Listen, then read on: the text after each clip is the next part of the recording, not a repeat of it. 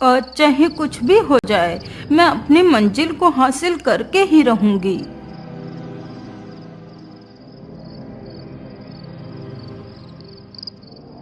डायन चलते चलते एक बड़े से पेड़ के पास पहुंचती है। हे जादुई छड़ी, मुझे इस पेड़ के भीतर ले चलो। इतना कहते ही बुढ़िया अपनी शक्तियों से उस पेड़ के खोखले तने में प्रवेश करने की कोशिश करती है। अरे ये क्या, मैं इस पेड़ के अंदर जा क्यों नहीं पा रही हूँ? अरे दुष्ट डायन, तुझे क्या लगता है तेरे जैसी दुष्ट डायन इस पेड़ के अंदर जा सकती है? तो ये तेरी भूल है। इस वृक्ष के अंदर सिर्फ वही जा सकता है जो सच्चा और ईमानदार है। अच्छा, तो ये बात है, इसी वजह से आज तक मैं इस पेड़ के अंदर नहीं जा सकी।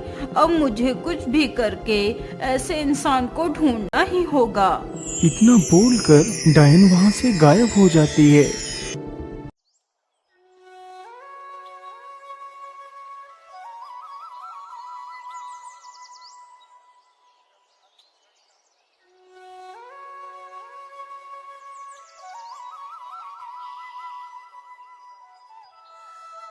सेठ जी, मुझे कुछ पैसे दे दीजिए। मेरी माँ की तबीयत बहुत खराब है। मुझे मेरी माँ के लिए दवाइयाँ लेनी है। मैं आपके पैसे जल्दी चुका दूंगा। अरे नहीं मोहन, तुझे क्या लगता है मैं तेरे जैसे भिखारियों को मुफ्त में ही पैसे बांटता हूँ? पहले तू मेरे पास अपनी कोई कीमती वस्तु गिरवी रख, फिर मैं तुझे पैसे दूंगा। लेकिन सेठ जी, मेरे पास तो ऐसा कोई वस्तु नहीं है, फिर मैं आपके पास गिरवी क्या रखूं? अरे मोहन, तेरे पास तेरे दोनों बैल तो है ना, तू उन्हीं बैलों को मेरे पास गिरवी रख दे। लेकिन सेठ जी, उन्हीं बैलों से ही तो मैं मजदूरी करके आपके पैसे लौटाऊंगा। यदि मैं आपको वो बैल भी दे दूंगा तो मैं क्या करूंगा सेठ जी? मेरा सहारा तो वो 2 बैल ही है। देख मोहन, वो सब मैं नहीं जानता। यदि पैसे चाहिए तो बैल तो देने ही पड़ेंगे। हे भगवान, अब मैं क्या करूं? यदि दवाई लेकर नहीं गया तो मेरी माँ मर जाएगी। मैं ऐसा करता हूँ, अपने बैलों को ही गिरवी रख देता हूँ। क्या हुआ मोहन, तुम क्या सोच रहे हो? कुछ नहीं सेठ जी, मैं तैयार हूँ। आप मेरे बैलों को रख लीजिए, बस आप मुझे उन दोनों बैलों के बदले 20 रुपए दे दीजिए। ठीक है, ये लो 20 रुपए। मोहन तुरंत ही 20 रुपए लेकर बाजार जाता है और अपनी माँ के लिए दवाइयाँ खरीदता है तथा 1 महीने का राशन ले लेता है। हाँ, मैंने सारा सामान ले लिया है। चलो अब वापस घर लौट चलता हूँ। इतना कहकर मोहन अपने घर के लिए निकल पड़ता है।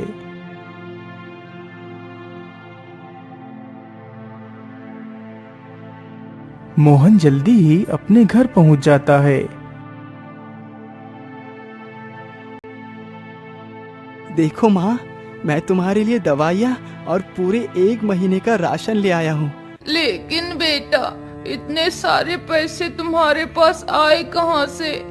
माँ, हमारे पास और कोई दूसरा रास्ता नहीं था, इसीलिए मैंने अपने दोनों बैलों को सेठ के पास गिरवी रख दिया।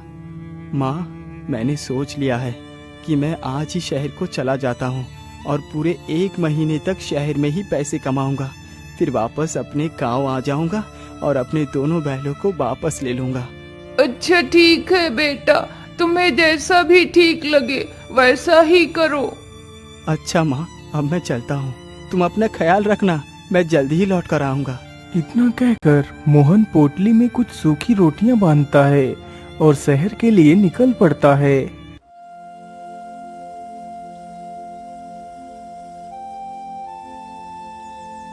मोहन चलते चलते काफी ज्यादा घने जंगलों से होकर गुजरता है। अरे राम राम राम, मैं तो चलते चलते कितना ज्यादा थक गया हूँ। मैं ऐसा करता हूँ, इसी पेड़ के नीचे चलकर थोड़ा सा आराम कर लेता हूँ और कुछ खा पी लेता हूँ, फिर आगे चलूँगा। इतना सोचकर मोहन पेड़ के नीचे ही बैठ जाता है और अपनी वही सूखी रोटियों की पोटली को खोलता है। अरे क्या बात है बेटा, देखने में तो तुम बड़े ही भोले और शरीफ लगते हो। तुम ये सूखी रोटियां क्यों खा रहे हो? क्या करूं माता जी, इस गरीबी ने मुझ पर इतना बड़ा जुल्म ढाया कि मैं एक वक्त का खाना भी नहीं खा सकता।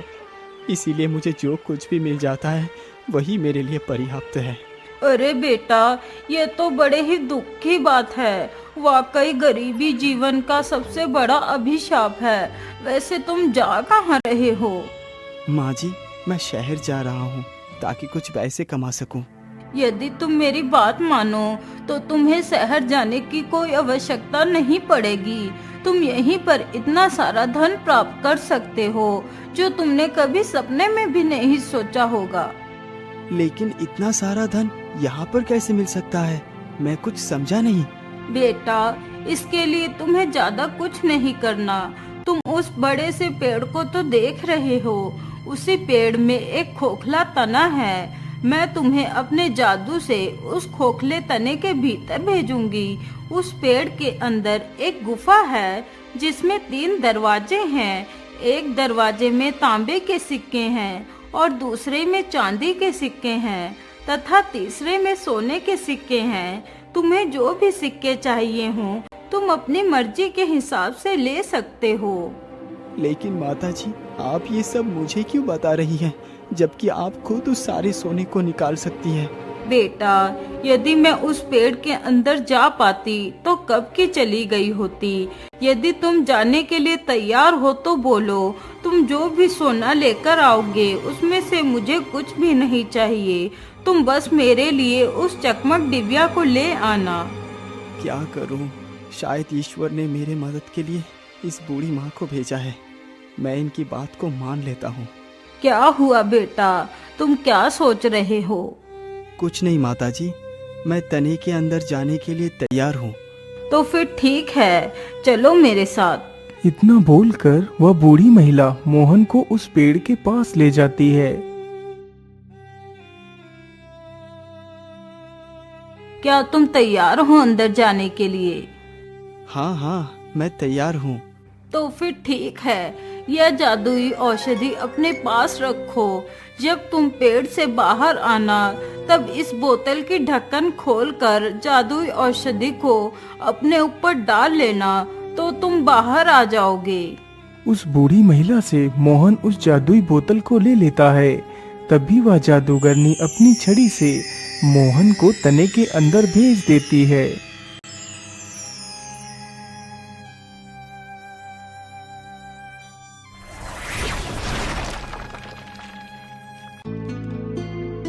अरे बाप रे बाप, ये गुफा तो कितनी बड़ी है। चलो मैं जल्दी से उन 3 दरवाजों को ढूंढता हूँ। इतना कहकर मोहन गुफा में इधर उधर घूमने लगता है।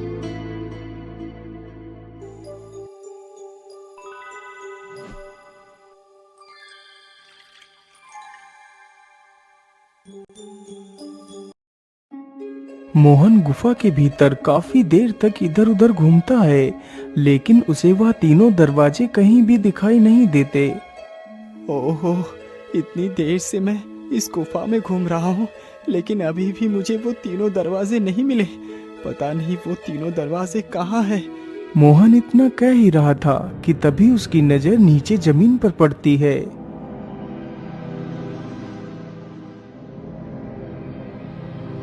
अरे ये क्या?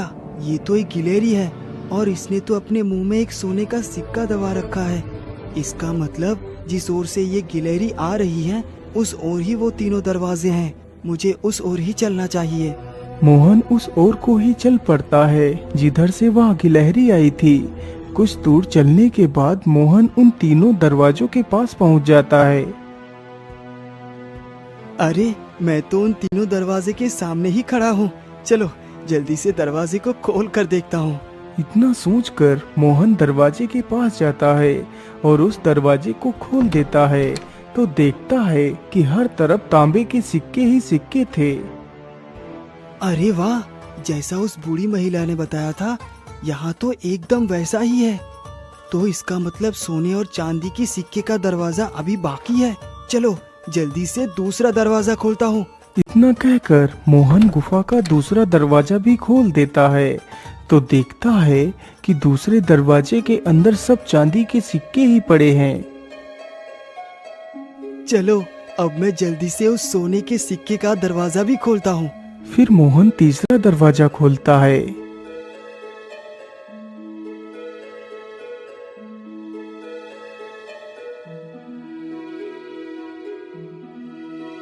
अरे बाप रे बाप, यहाँ तो सब सोना ही सोना है। कहीं मैं कोई सपना तो नहीं देख रहा? अरे नहीं नहीं, ये कोई सपना नहीं है, ये हकीकत है। चलो जल्दी से मैं सोने के कुछ सिक्के ले लेता हूँ। मोहन जल्दी जल्दी सोने के सिक्के अपने पोटली में भरने लगता है। हाँ हाँ, इतना सोना मेरे संपूर्ण जीवन के लिए पर्याप्त है। वैसे मैंने सोना तो ले लिया, लेकिन वो चकमक डिबिया कहाँ है? तभी उसकी नजर एक चमकदार वस्तु पर पड़ती है। अरे वाह, ये तो कितना चमक रही है। मुझे तो लगता है यही वो चकमक डिबिया है।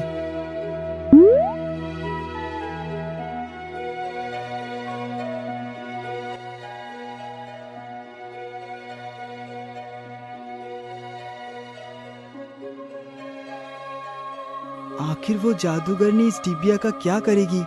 वैसे भी अब मुझे इस डिबिया के बारे में जानने की जरूरत ही क्या है? अब तो मैं कितना अमीर बन चुका हूँ। चलो अब इस पेड़ से बाहर निकल चलता हूँ।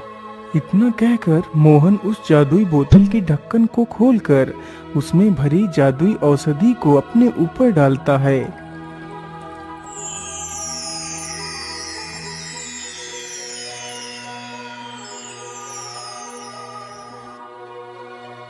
अरे वाह युवक, तुम तो कितने बहादुर हो। जिस कार्य को कोई नहीं कर पाया वो तुमने कर दिखाया।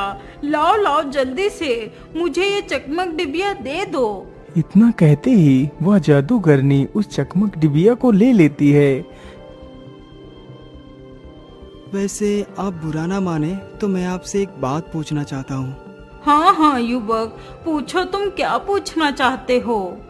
मैं बस ये जानना चाहता हूँ कि आखिर ऐसा क्या है इस डिबिया में जो आपने इस डिबिया को ही चुना? अरे युवक, तो इस डिबिया के बारे में ना ही पूछ तो ठीक है। अच्छा अब मैं चलती हूँ। इतना बोलकर जादूगरनी गायब हो जाती है।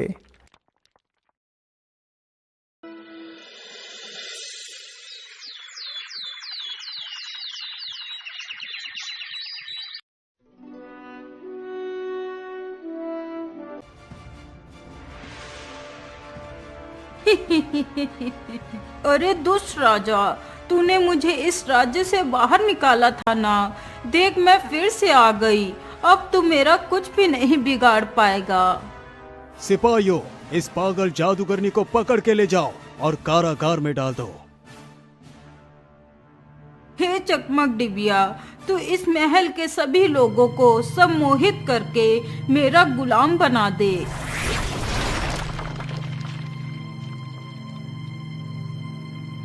राजमहल के सभी लोग उस जादूगरनी के वश में हो जाते हैं।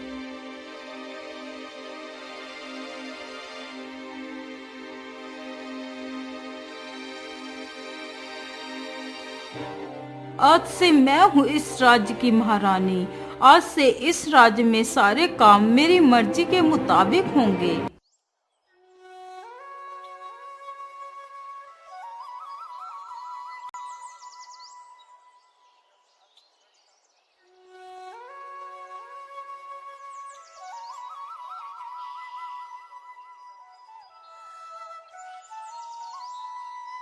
आज तो शिकार ढूंढते ढूंढते कितना समय गुजर चुका है, लेकिन अभी भी कोई शिकार दिखाई नहीं दिया। शिकारी यह सारी बातें सोचते हुए जा रहा था, तभी उसके कानों में कुछ आवाज आती है। अरे ये कैसी आवाज है? मुझे तो लगता है कोई जानवर कुछ खा रहा है। अरे ये आवाज तो उन झाड़ियों की तरफ से आ रही है। चलो चलकर देखता हूँ। शिकारी चुपके से झाड़ियों के पीछे जाकर देखता है तो एक सुअर तरबूज के कुछ फल खा रहा होता है। अरे वाह वाह वाह, शिकार तो मिल गया। इसका शिकार करने के बाद तो मुझे पूरे 1 हफ्ते तक शिकार करने की कोई आवश्यकता नहीं पड़ेगी। इतना कहकर शिकारी अपना धनुष बाण संभालता है और उस सुअर पर निशाना लगाता है और अपना तीर उस सुअर के ऊपर छोड़ देता है। तीर छूटते ही सुअर के शरीर में जा लगता है। तभी सुअर अपनी पूरी शक्ति के साथ वहां से भागता है। सुअर को भागता देख शिकारी भी उसके पीछे पीछे भागता है। सुअर भागते भागते एक किसान के खेत में जा गिरता है। जिस किसान के खेत में सुअर जा गिरा था वह किसान बहुत ही कपटी था। अरे बाप रे बाप, इतना बड़ा सुअर मेरे खेत में आ गिरा, आनंद ही आ गया, आज तो मेरी दावत ही हो गई है। इतना कहकर किसान उस सुअर को अपने कंधे पर उठा लेता है। तभी वहाँ पर वह शिकारी भी आ जाता है। अरे भाई, ये शिकार तुम कहाँ ले जा रहे हो? ये शिकार तो मेरा है, इसको मैंने मारा है। अरे नहीं भाई, यह शिकार मेरा है, क्योंकि यह शिकार मेरे खेत में आकर मरा है, तो इसलिए यह शिकार तो मेरा ही हुआ ना। अरे नहीं भाई, आप ये कैसी बातें कर रहे हैं? ये शिकार तो मैंने किया है, इसीलिए ये मेरा है। नहीं, यह शिकार मेरा है, मैं इसे नहीं दूंगा। इसी बात को लेकर दोनों में काफी ज्यादा बहस हो जाती है। अरे भाई, क्या बात है? अब लोग आपस में क्यों बहस कर रहे हैं? अरे देखिए ना भाई, इस सुअर को मैंने मारा है, लेकिन ये व्यक्ति मुझे मेरा शिकार नहीं दे रहा। नहीं, यह शिकार मेरा है, मैं इसे नहीं दूंगा। फिर वह दोनों अपनी अपनी बात उस